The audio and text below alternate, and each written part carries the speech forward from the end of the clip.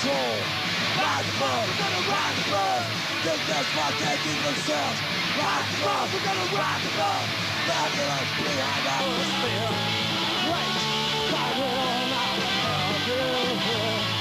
Brace yourself, I will. Brace yourself, I will. It's a hot day, and more love. It's not it, but it's alive. Starting Saturday night at 11, WMUR-TV will begin a 21-hour live telecast of this year's New Hampshire Easter Seal Telethon. But tonight at the Currier Gallery of Art in Manchester, it's 2 hours of Sync Pulse, the roots of rock video, taking a look at the 50-year development of music videos from 1929 to 1984, from Betty Boop and Busby Berkeley to Grace Jones. All that starts at the Currier Gallery of Art tonight at 7:30. That looks like a lot of fun. Oh, it should be great. Rock video fans should make sure they get down there.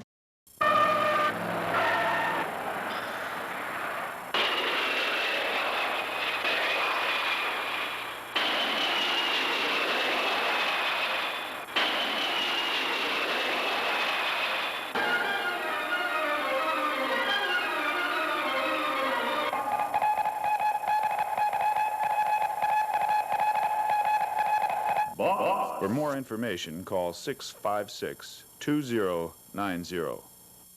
Thank you, George. Coming up next on News Center 22, a 60s underground film classic comes to Burlington.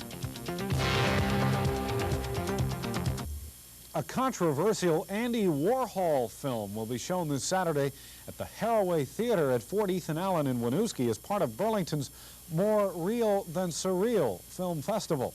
And as Martin Morenz reports, the underground film is definitely raising controversy again in the 80s. Thank you, sir. Because the cameras are rolling. Cameras? The movie has been called a 60s nightmare, holy terror, and civilization approaching the 0 point. Andy Warhol's controversial movie Chelsea Girls was a mid-60s look at an array of characters acting out real-life situations in different rooms of the Chelsea Hotel. No, he's a man. Yes, he is. No, he's not. Yes, he is. You just have to believe in the image. The 4-hour film, which is presented in a dual-screen format, features 6 strange performers acting out some of the underground drug and sexual nightmares of the 60s.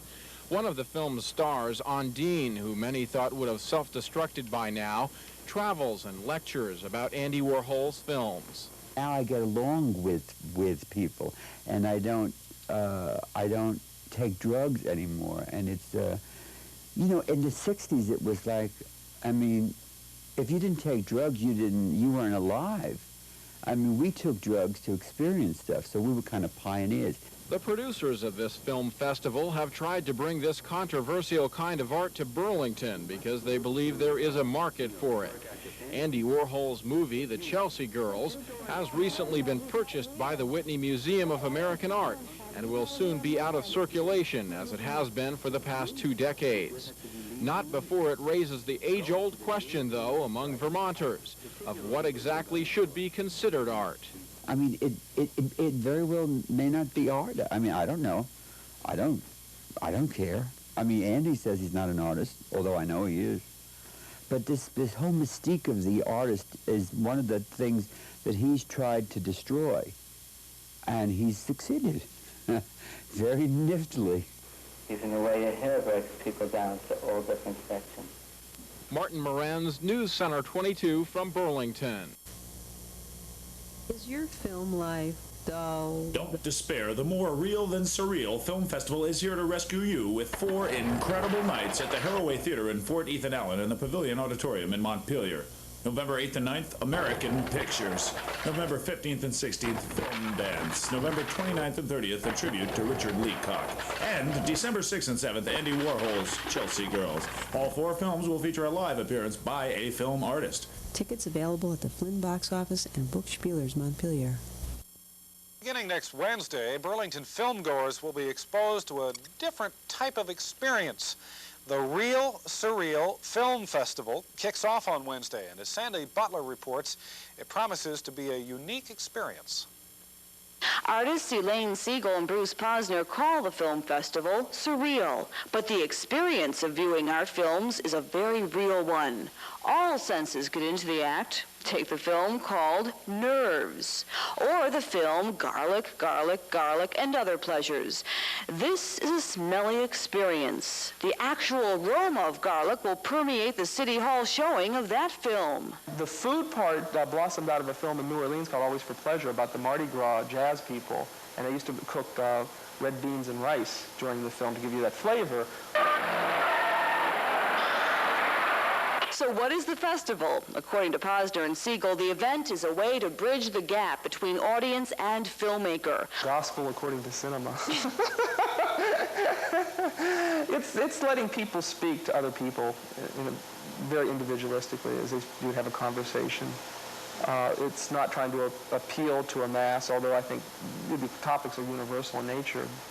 This is where the Real Surreal Film Festival will be held at the Fleming Museum. The 185-seat theater is one of the few places in the state which can show 16mm films.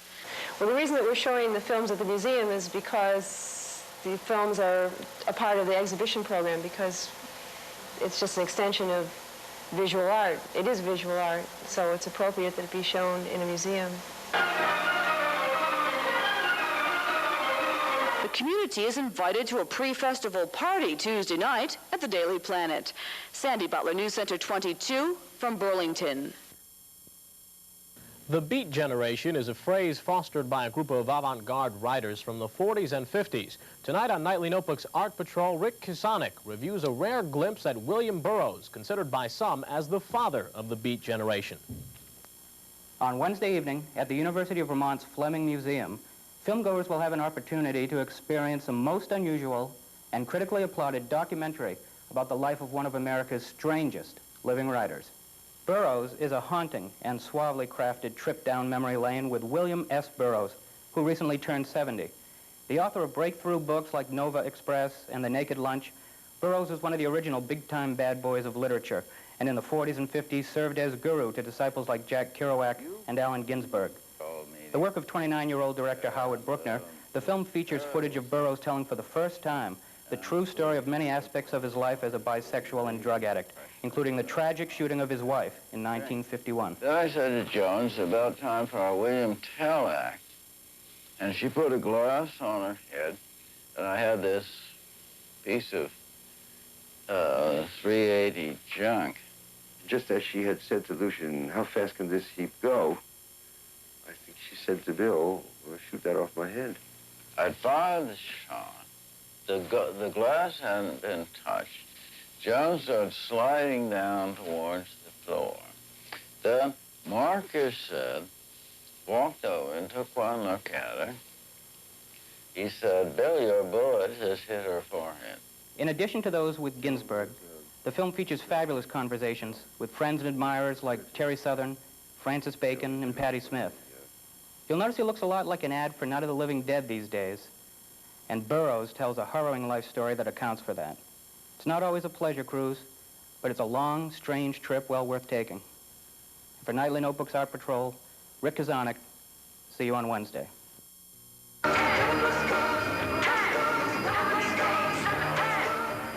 Miami-Dade en Miami-Dade. 3 días de video, películas, danza, teatro y las artes en el Wilson Campus de Miami-Dade Community College, en el 300 Northeast de la Segunda Avenida. Entrada y todos los eventos gratis al público. Para más informes sobre Miami-Dade, marque 347-3076. Los esperamos.